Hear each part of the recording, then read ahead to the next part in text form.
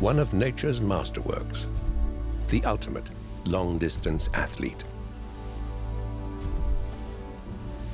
At full speed, it uses less energy than any animal its size.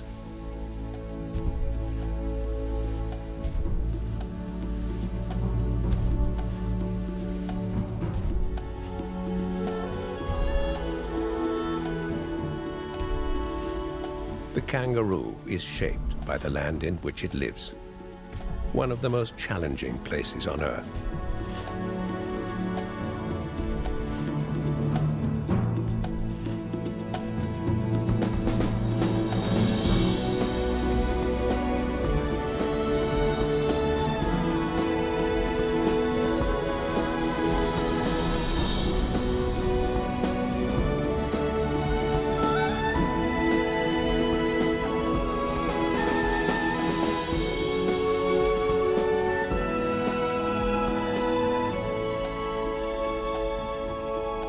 Australia is a vast, ancient, weathered land, isolated from all others for 40 million years.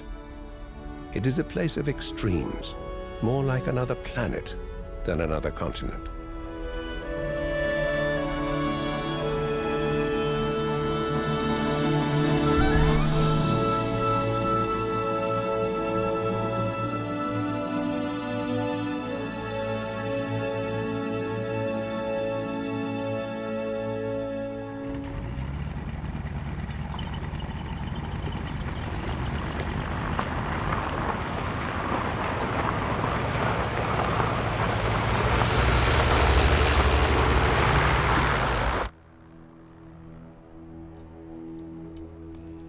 Traveling over Australia's 3 million square miles is like crossing an ocean of dry land.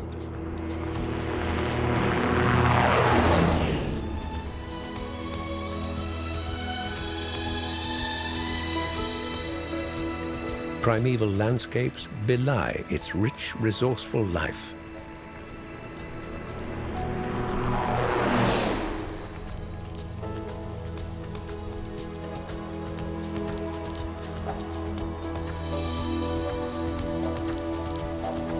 Australia is almost equal in size to the continental United States.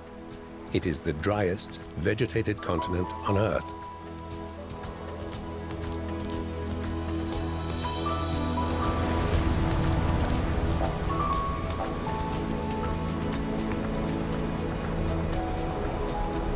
Surrounded by 3 oceans, it is the world's largest island. It shares no border with any other country.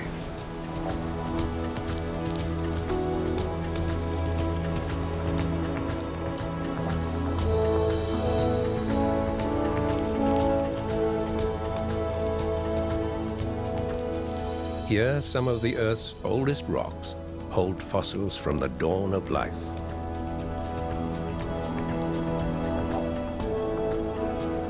In its heartland are mountain ranges that once rivaled Everest, built up and worn down over time.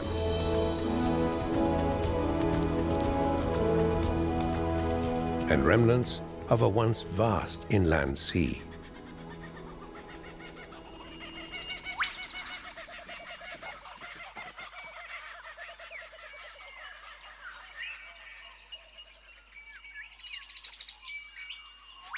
Most of Australia's native animals are unique. Their journey on this continental raft has taken them through cool forests and fiery deserts and changed them forever. The survivors have been refined by poverty and uncertainty.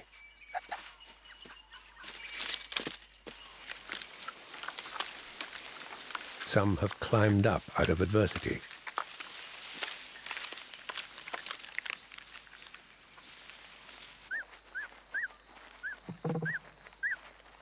Some have outrun all their predators.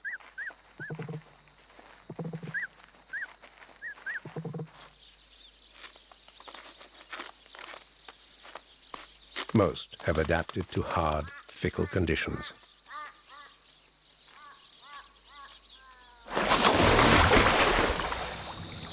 A few are unchanged since the days of the dinosaurs.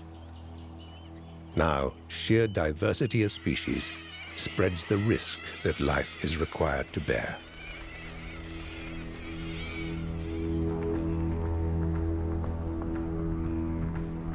The story starts millions of years ago, when Gondwana, the great supercontinent, began to break apart. Africa, South America, and India were formed, but Australia and Antarctica were still joined as one last giant land, forested and lush.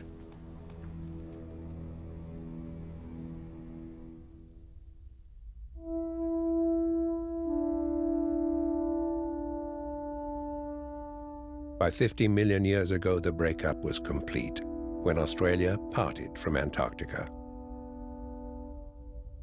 A massive ocean current began to flow around the South Pole, and Antarctica's life perished under a blanket of ice and snow. Australia pushed northwards from the freezing latitudes and remained isolated for the next 30 million years.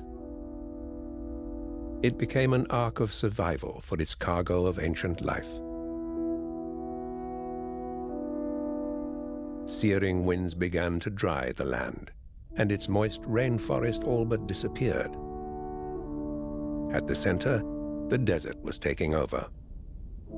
Australia's plants and animals faced a choice: adapt to the drying conditions or retreat.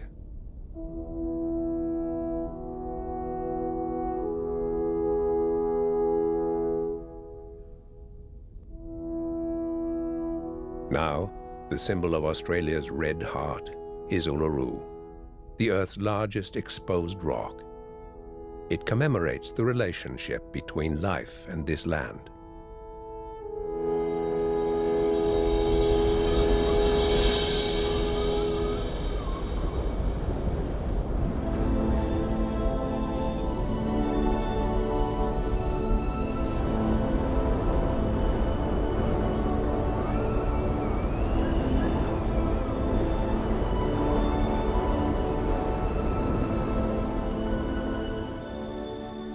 Today, Australia is the Earth's flattest continent.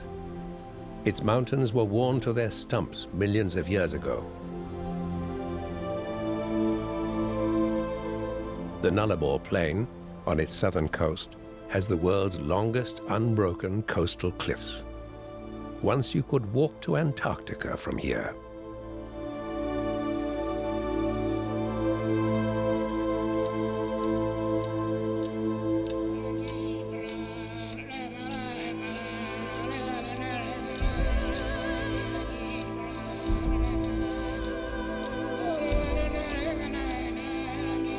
If the dry outback is a land ocean, these parallel sand dunes are its waves.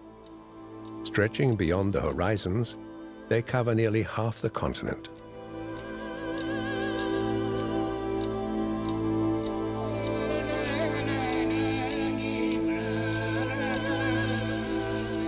Millions of years of rain and drying winds long ago leached the goodness from most of its soil. In the red center, there is no regular, predictable pattern of rainfall. Poor soils and a savage climate now challenge all life in this land.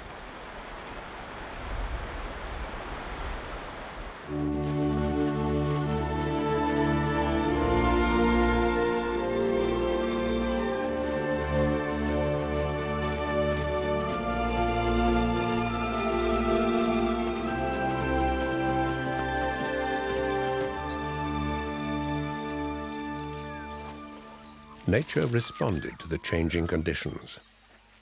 The kangaroo started its journey as a marsupial possum, the size of a mouse.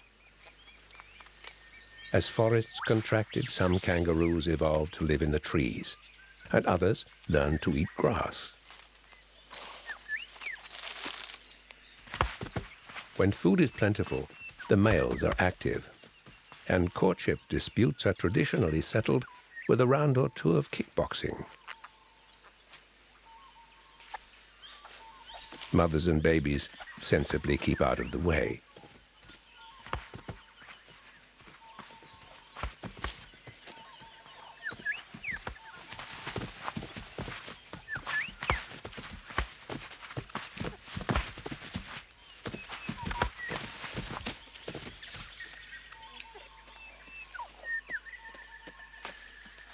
On most continents, animals breed in response to the seasons.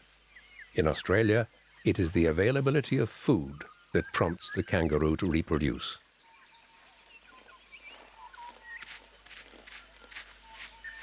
To capitalize on good times, the mother can support a production line. One joey in the pouch, one at foot, and another in the womb as an embryo. She can even supply her babies with 2 different formulas of milk at the same time, one for each generation of young.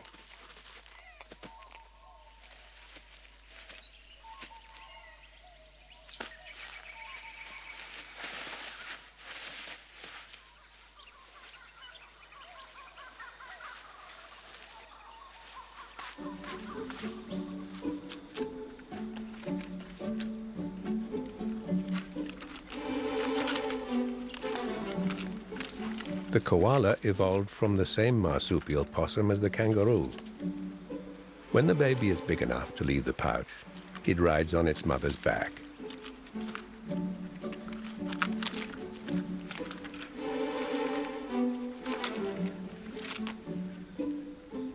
Like the kangaroo, the koala evolved in the moist rainforest. As the forest dried, it adapted to live on the leaves of the gum tree.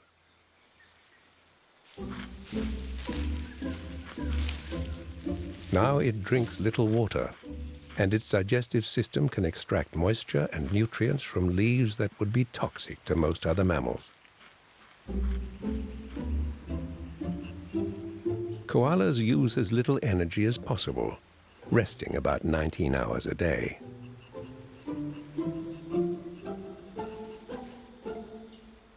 Some members of the family, however, are active at any hour. When moving from tree to tree, they normally descend backwards. Consequently, treetop traffic jams can sometimes leave one out on a limb.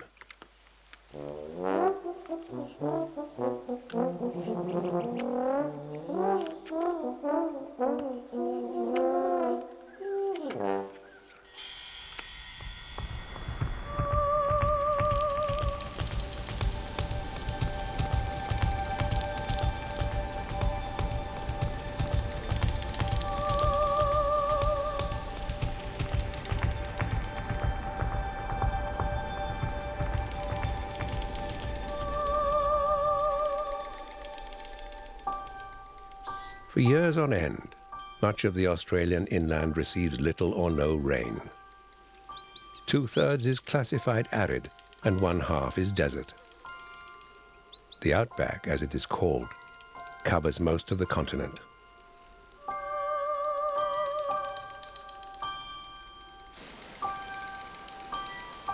By rights, nothing should live here. This ought to be a lifeless wasteland. But it is not. The closer we look, the more we find that some of Australia's forest inhabitants have met the desert's challenge with subtlety and resource. Now a diverse underworld of ants, rodents, marsupials, and reptiles are among the most successful desert dwellers on Earth. By day, most life in this land ocean is hidden beneath the surface.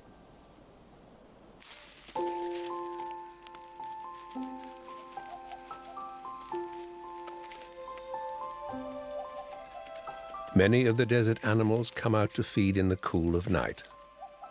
These tiny hopping mice survive because they rarely need to drink. Most of the water they require is contained in the seeds they eat.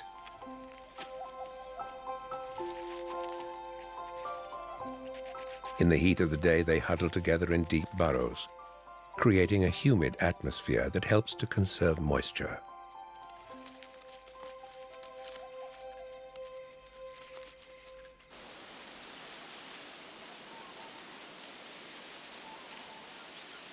In this arid region, hardy mulga trees provide food for one of Australia's 4,000 species of ants.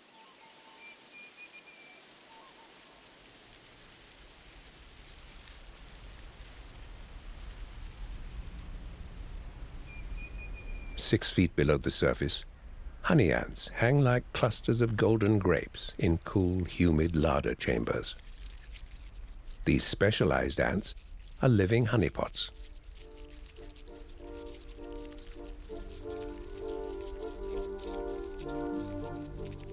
They are force-fed by worker ants on nectar, harvested from the sap of mulga trees growing above. When food is scarce, these honeypots feed the workers by regurgitating their nectar on demand. Their underground storehouse will see the whole colony through the toughest of times.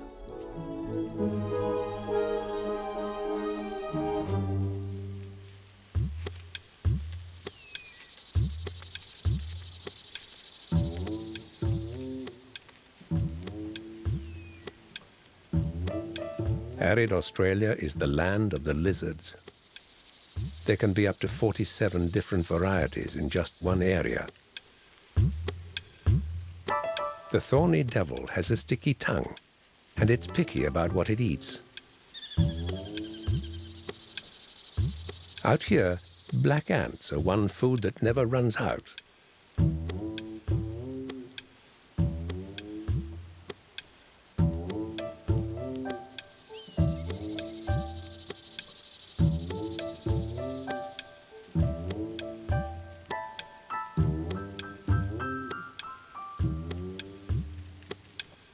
The devil is perfectly adapted to the desert. Its prickly skin collects moisture from the air, and a system of fine channels along its body carries the water to its mouth.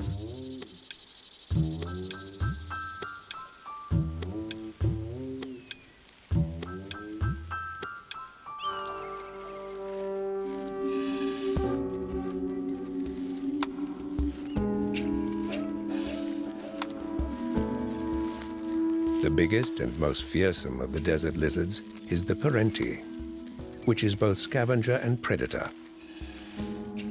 This lizard can exceed 6 feet in length and outrun a human. It hunts anything, including the most aggressive and deadly of Australia's many snakes, the king brown.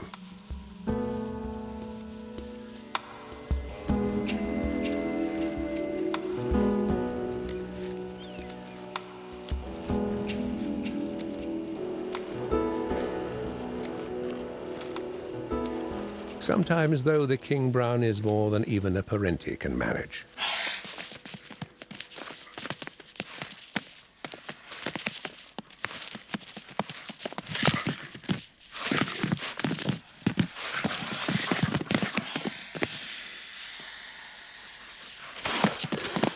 The venom from this snake's bite will kill a human in minutes. Luckily for the parenti, it is immune.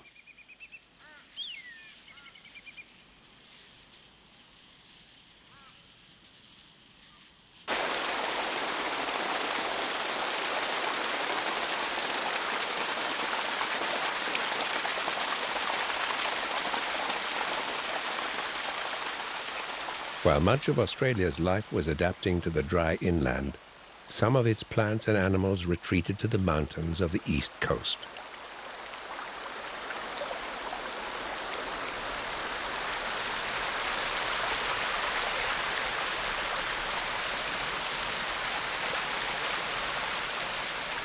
Here, moist valleys and cool peaks provide a haven for Australia's living links with the past.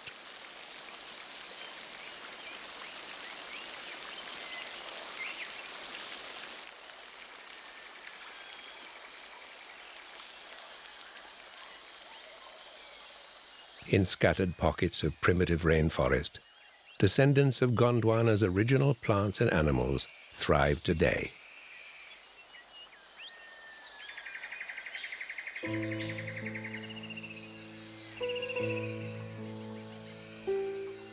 These Antarctic beech trees began growing between 3,000 and 5,000 years ago, but their roots are in the ancient supercontinent.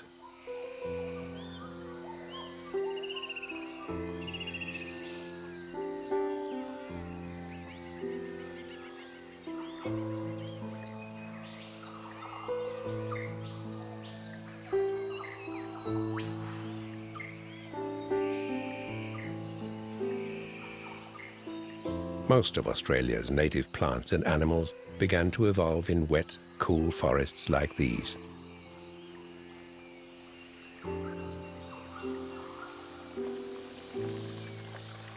One of the most remarkable living links with that ancient world is found in the creeks and freshwater rivers of the east coast.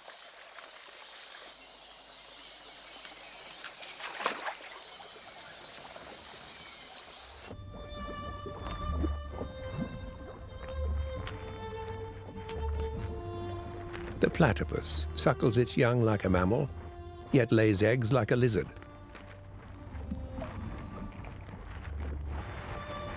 It hunts underwater with its eyes shut, using electric sensors in its bill.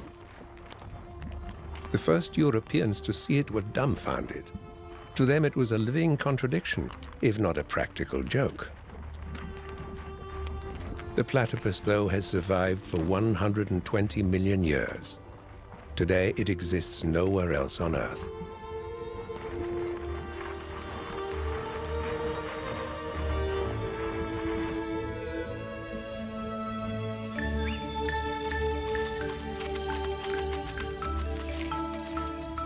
The nearest surviving relative of the platypus is the echidna. With its tubular snout and long, sticky tongue, it lives on ants and termites. Unlike the platypus, the echidna moved out of the cool forests and now ranges across the whole continent.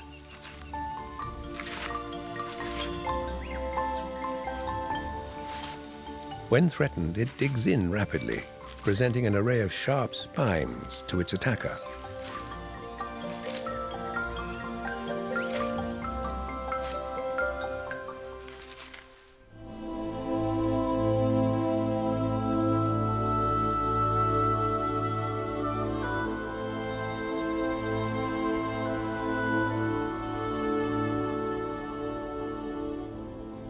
Drought.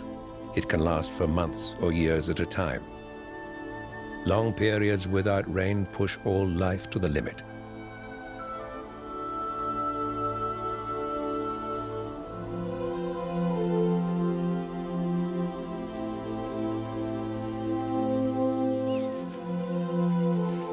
The young and old are first to feel the effects.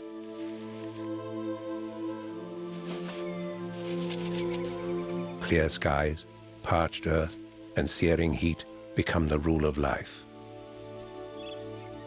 Some will perish before the next rains come.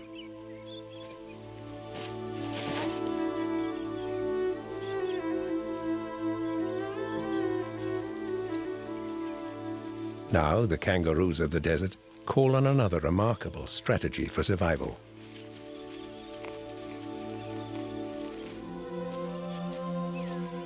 The female can halt the growth of her developing embryo, keeping it in a state of suspension until conditions improve. Only then will she give birth.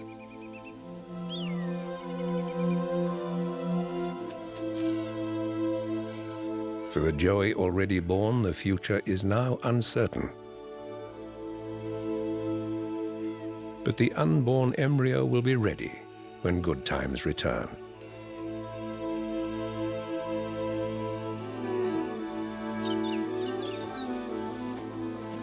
Surviving kangaroos will either move to new territory in search of food or batten down near remaining waterholes while at least some grass remains.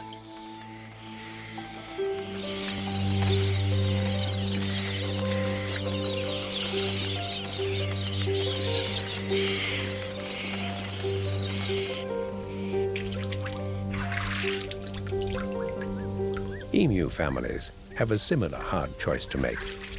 Whatever they decide, it will be a gamble.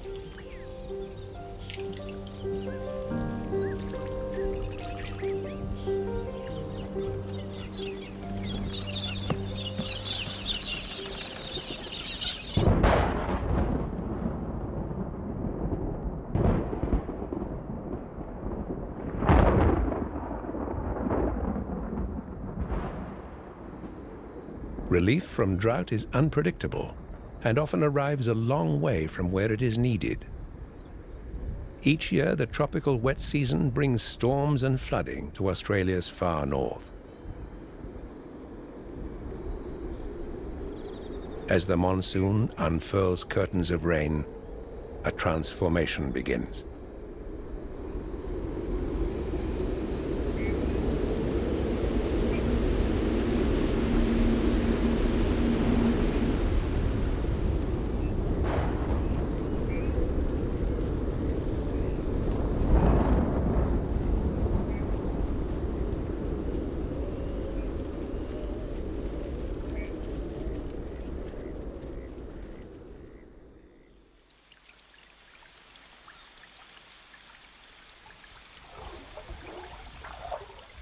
As the wetlands fill, crocodiles emerge from scattered waterholes where they've been confined during the dry season.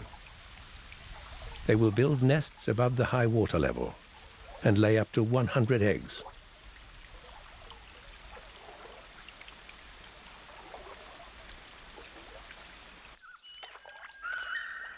Vast networks of wetlands that have been dry since last season are flooded again.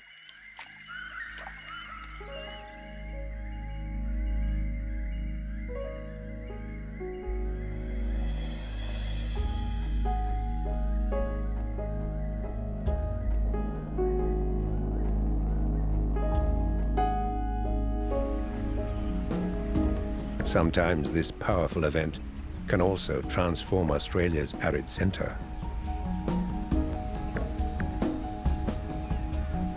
In years when rains are heavier and more widespread than usual, the water flows inland to the parched interior.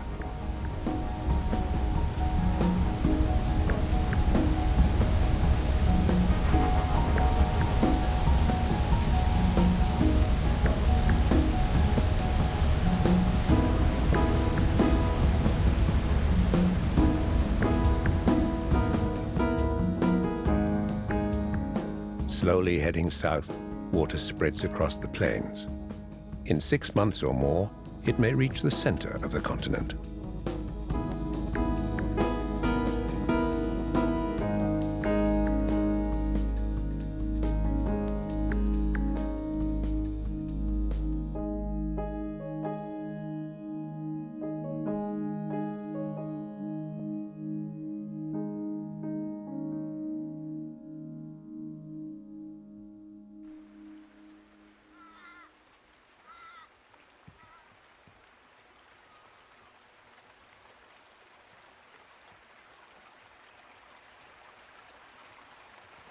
Under cloudless skies, the water creeps quietly inland, filling hundreds of dry waterways.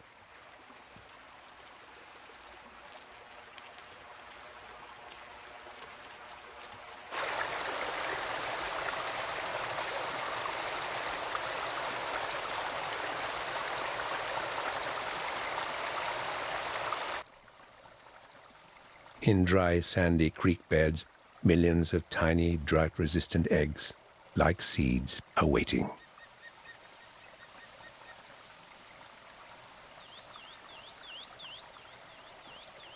Subterranean life that may have been dormant for years begins to stir.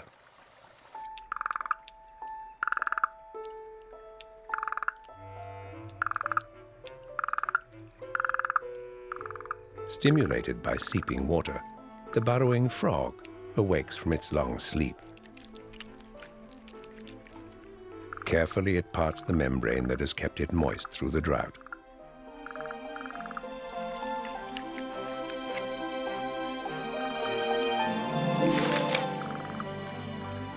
Like the frog, many creatures are primed for the good times that are about to unfold. Alerted by an ancient program in their minds, egrets arrive and take up feeding positions. Fish have already started reproducing in streams that until a week ago were tracts of dry sand.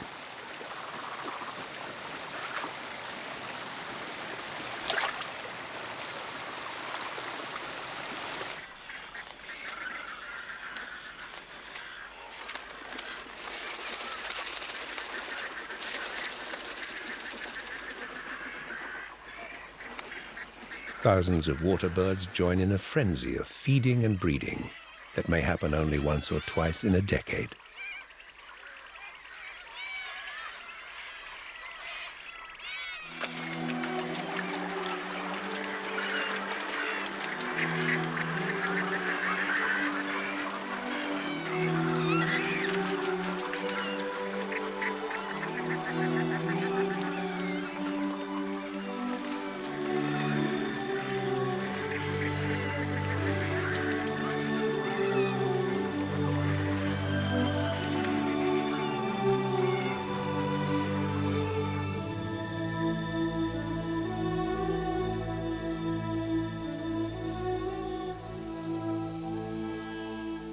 Briefly, the desert blossoms in a colorful tide of new life.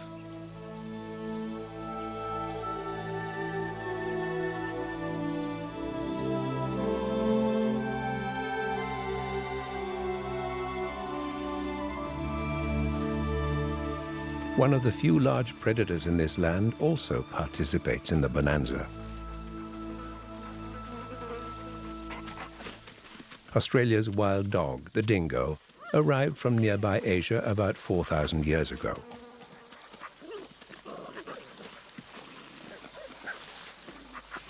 Its pups will feed on the plentiful supply of rodents and reptiles that are also multiplying in the abundant conditions.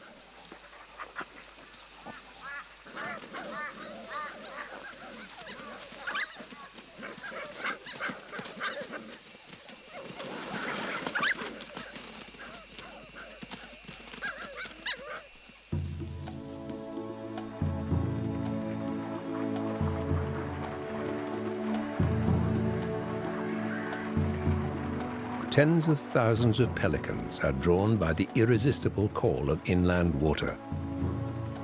Responding to reflections far away in the sky, the birds fly hundreds of miles to gather on the shores of newly filled desert lakes.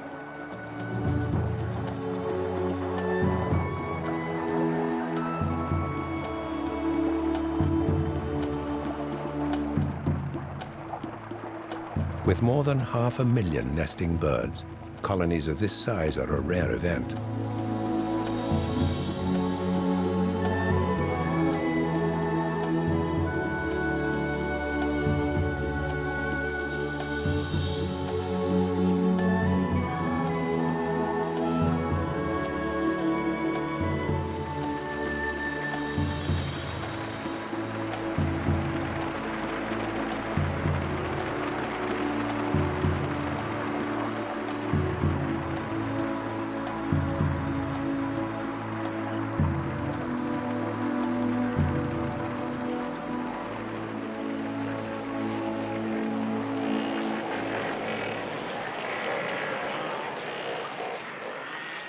Pelicans normally breed in small, scattered communities, producing one chick a year. Here, they'll produce 5 or more in quick succession, and go on doing so as long as the food supply lasts.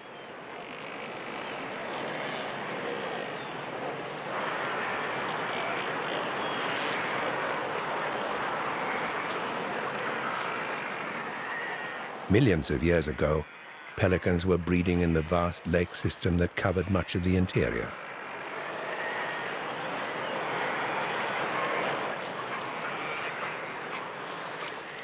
Ancestral knowledge seems to draw them back to their primeval home range.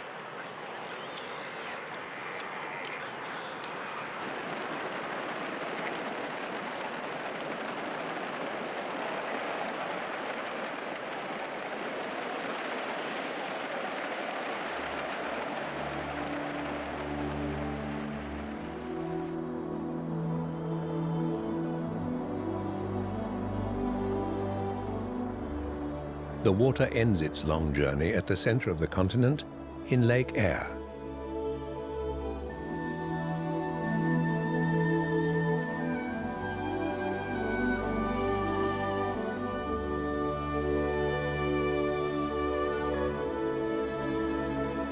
Nearly 1 million square miles of the continent drains into the world's largest dry salt lake. it fills completely only about twice a century.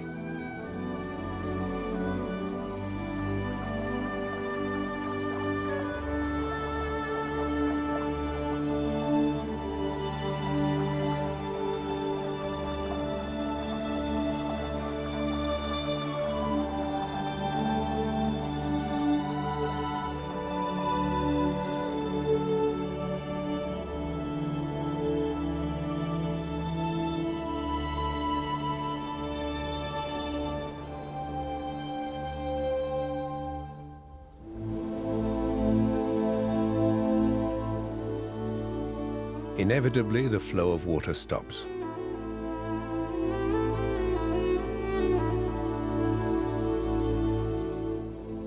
The earth and blasting sun suck away at the stagnant pools where life, newly born there, is on borrowed time.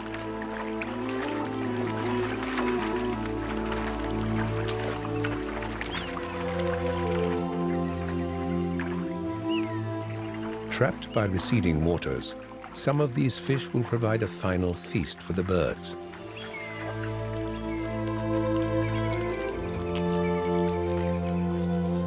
Millions more will return to the mud of the riverbed, enriching it for the next generation.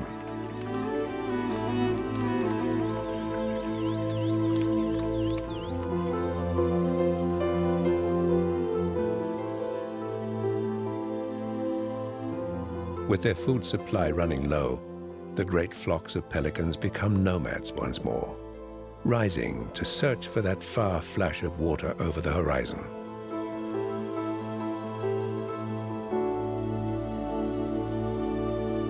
Those who have left their run too late go back into the earth.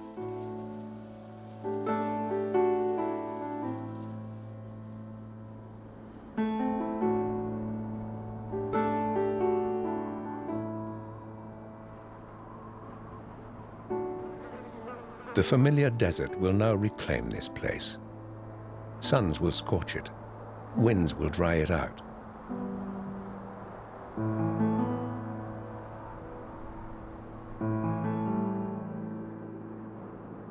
Most living creatures will dig in and take refuge underground. Some will flee to the gentler edges of this great land. And the hardy ones will await a new flood in some future year.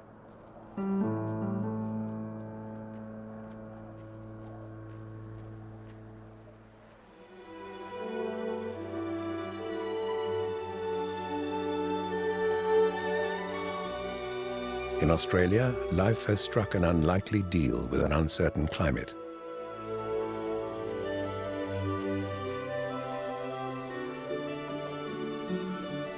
The continent has been a ship of refuge for an alternate order of ancient life. As it crept northward through the eons, its passengers have had to adapt again and again.